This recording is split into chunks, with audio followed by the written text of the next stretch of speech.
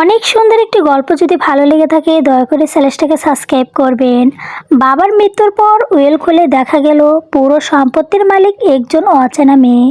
টেবিলের চারপাশে আমরা চার ভাই বোন ব্যস্তব্য হয়ে বসে আছি। আমাদের পারিবারিক আইনজীবী মিস্টার রহমান চশমাটা নাকের ডগায় নামিয়ে গভীর গলায় উইলের শেষ লাইনটি পড়লেন। ঘরের ভেতরে সিলিং ফ্যানটা কচকচ শব্দ ঘুরছে, কিন্তু আমার মনে হচ্ছিল চারপাশের বাতাস একদম জমে বরফ হয়ে গেছে।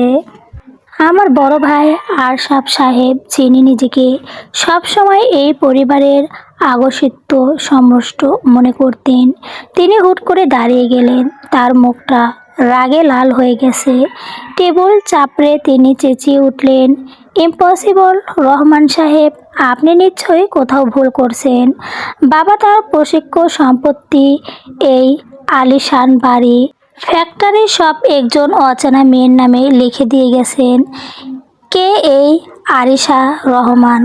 তোমরা তো কোনো দিন এই নামের কাউকে চেনোই না। রহমান সাহেব শান্ত ভাঙ্গিতে উইলের কাগজগুলো ফাইলে পড়লেন, তারপর একটা দীর্ঘ শ্বাস ফেলে বললেন, আরশাদ, আমি তোমার বাবার দীর্ঘদিনের বন্ধু আর এই পরিবারের আইনি সাহায্য করি। এই উইলে চৌধুরী মোতাহার হেহসানের নিজের দরখাস্ত আছে, আর দুজন নিরক্ষেপের সাক্ষীও আছেন। আইনগতভাবে এই উইলে কোনো খুঁত নেই। তোমার বাবা তোমার সম্পূর্ণ সচেতন জ্ঞান থাকা অবস্থায় এই সিদ্ধান্ত নিয়েছেন। মেজ বোন তানিয়া ফুঁপিয়ে কেঁদে উঠল। তার মানে আমরা রাস্তায় বসে গেলাম, সারা জীবন আমরা বাবার সেবা করলাম, আর শেষ বয়সে এসে বাবা আমাদের এভাবে ঠকালেন। একটা বাইরের মেয়ের জন্য আমি, রায়ান, পরিবারের ছোট ছেলে, চুপচাপ কোণে বসে পুরো দৃশ্যটা দেখছিলাম। বাবার প্রতি রাগ বা সম্পত্তির প্রতি ক্ষেপের চেয়েও আমার ভেতরে এক তীব্র কৌতূহল কাজ করছিল। বাবা মানুষটা আমোদে ছিলেন, কিন্তু তার ভেতরে একটা বিশাল রহস্যর দেওয়াল ছিল, যা আমরা কোনো ভাই বোন কখনো ভাঙতে পারিনি। 3 মাস আগে যখন হসপিটালে তিনি শেষ নিঃশ্বাস ত্যাগ করলেন, তখন তার শেষ কথাটা ছিল, রায়ান, আলমারির নিচে ড্রয়ারটা। তখন তিনি কথা শেষ করতে পারেননি। আজ বুঝলাম বাবা আসলে কি ইঙ্গিত করতে চেয়েছিলেন। উইলের একটা শর্ত আছে, রহমান সাহেবের কথাও। সবার মনোযোগ আবার তার দিকে ফিরল। কি শর্ত? বড় ভাইয়া দাঁত কিরমির করে জিজ্ঞাসা করলেন। আগামীকাল 10টায় আরিশা রহমান এই বাড়িতে আসবে। উইলের শর্ত অনুযায়ী সে এই বাড়িতেই থাকবে, আর তোমরা যদি এই সম্পত্তির অংশ বা মানসিক কোনো খরচ দাবি করতে চাও, তবে আগামী 1 বছর তোমাদের এই বাড়িতেই আরিশার সাথে মিলেমিশে থাকতে হবে। 1 বছর পর আরিশা নিজেই সিদ্ধান্ত নেবে সে সম্পত্তির কোনো অংশ তোমাদের দেবে কি না। আর যদি তোমরা এখনই এই বাড়ি ছেড়ে চলে যাও, তবে তোমরা আইনত 1 পয়সাও পাবে না। রহমান সাহেবের কথা শুনে পুরো ড্রয়িং রুম যেন একটা বোমা ফাটল। আরশাদ ভাইয়া আর তানিয়া আপা ক্ষেপে ফেটে পড়লেন। সেজু ভাই ফাহিম, যে এতক্ষণ মোবাইল টিপছিল, সেও এবার নড়েচড়ে বসলো। রাতটা আমাদের কারো ঘুমিয়ে কাটালো না। সবার মনে একই প্রশ্ন, কে এই আরিশা? বাবার সাথে তার সম্পর্ক কি ছিল? বাবা কি গোপনে কোনো বিয়ে করেছিলেন, নাকি এই মেয়ের বাবা কোনো অবৈধ সন্তান? নানা নোংরা ও কুৎসিত চিন্তায় ভাইয়াদের মুখ বিষিয়ে উঠল। কিন্তু আমার কেন যেন মনে হচ্ছিল ঘটনা এতটাও সম্ভবস্থ নয়। বাবা আর যাই হন, একজন নীতিবান মানুষ ছিলেন। পরের দিন সকাল ঠিক 10টা আমরা 4 ভাই বোন ড্রয়িং রুমে আদালতের আসামির মতো বসে আছি। বাইরে একটা কালো রঙের গাড়ি এসে থামার শব্দ হলো। আমাদের সবার চোখ দরজার দিকে।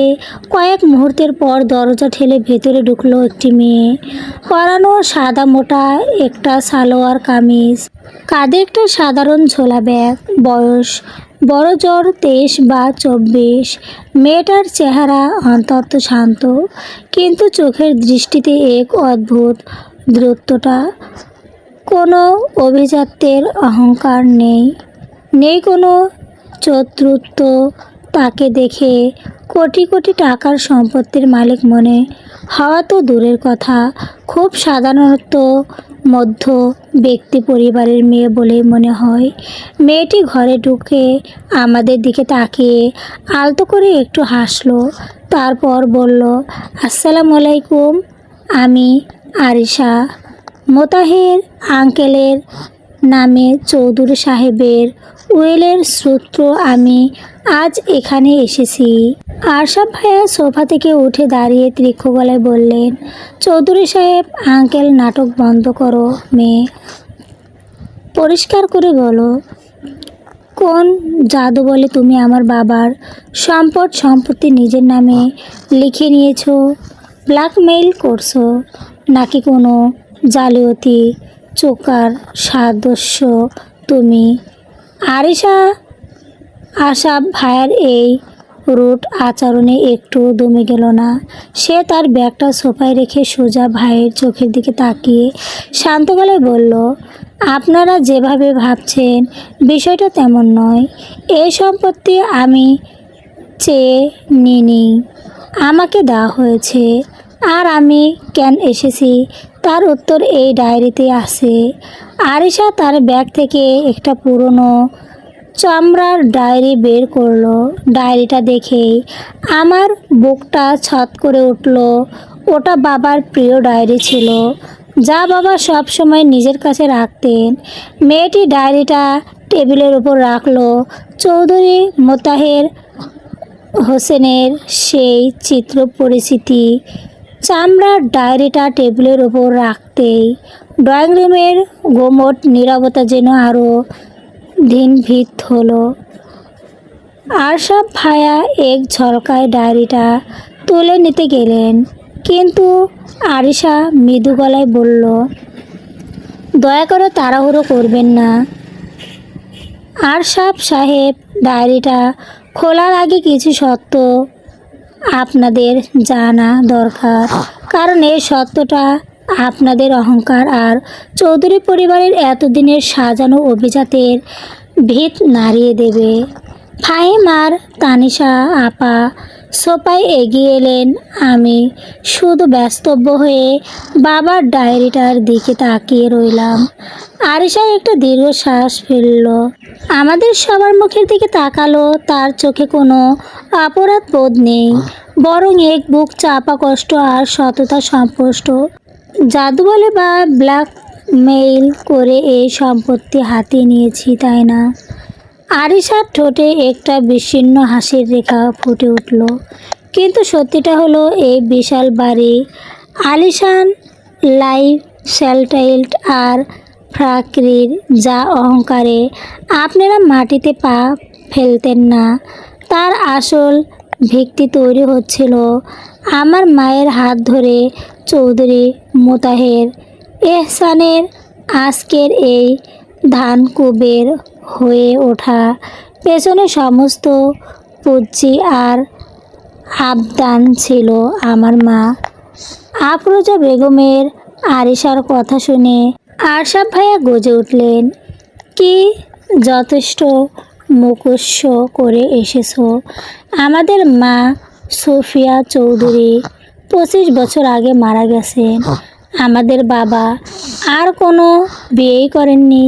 করেছিলেন? আরিশা শান্ত গলায় বলল, আপনাদের মা মারা যাওয়ার বছর 2 পর বাবা যখন ব্যবসায় চরম লোকসানের মুখে পড়ে দেউলিয়া হওয়ার পথে, তখন তিনি আমার মাকে ভালোবেসে বিয়ে করেছিলেন।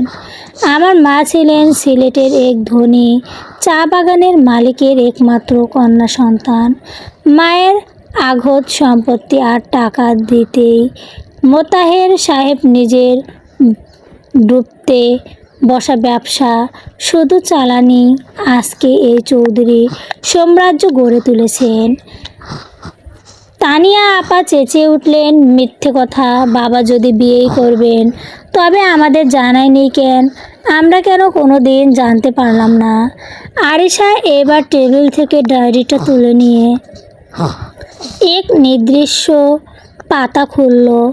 জানি না আপনাদের সামাজিক মর্যাদা আর নিজেদের স্বার্থপরতার কথা চিন্তা করে ডায়েরির এই পাতায় আপনাদের বাবার নিজের হাতের লেখা পড়ুন।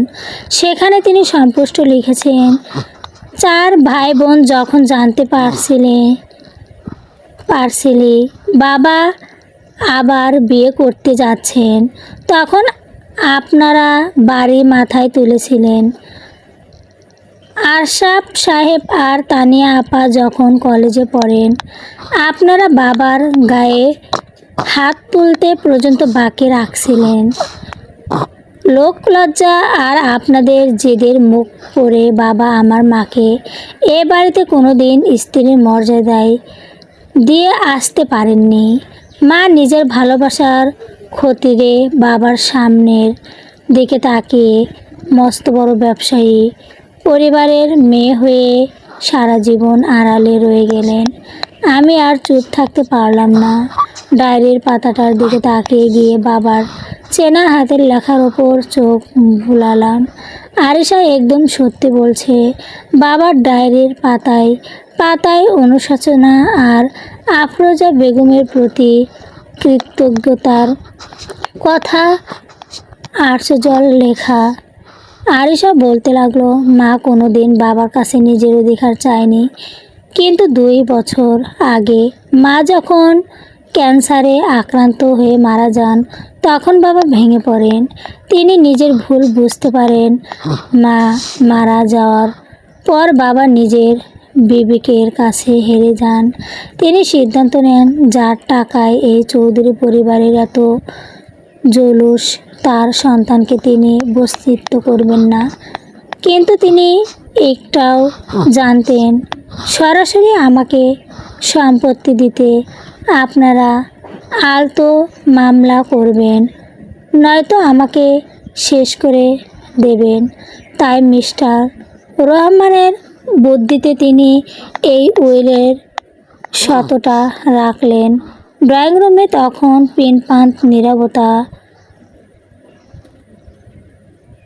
আশরাফ ভাইয়া ধূপ করে সোফায় বসে পড়লেন। তার এতদিনের চেয়েও বুকটা যেন এক মুহূর্তেই স্থিত হয়ে গেল। তানিশা আপা আর ফাহিমা মাথা নিচু করে রইল।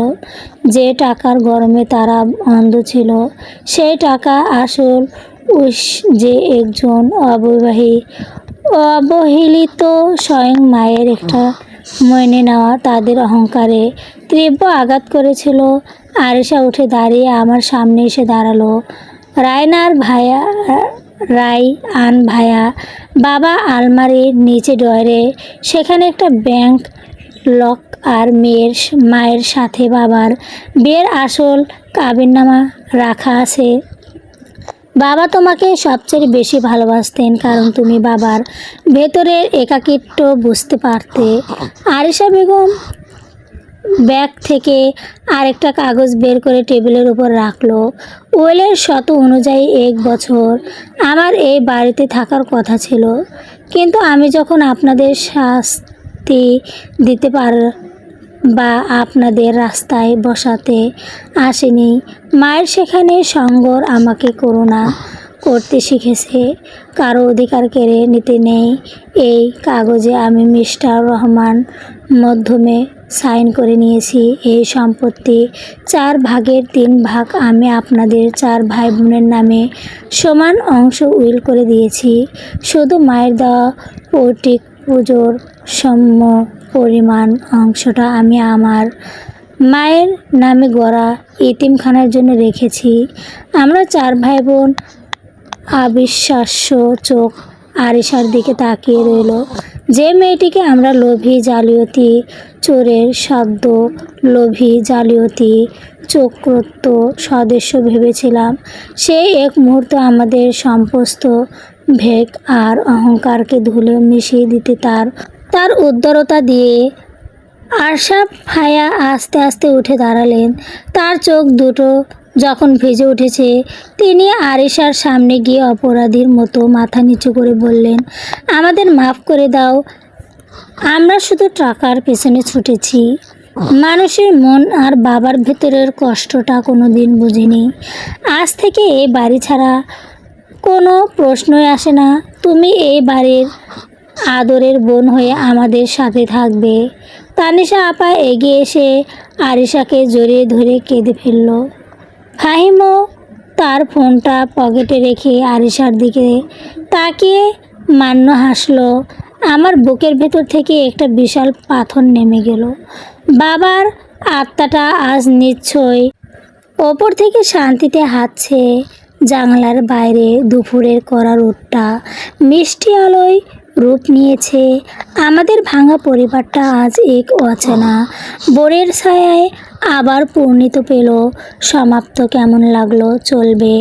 গল্পটি অনেক সুন্দর। যদি ভালো লেগে থাকে দয়া করে চ্যানেলটাকে সাবস্ক্রাইব করবেন।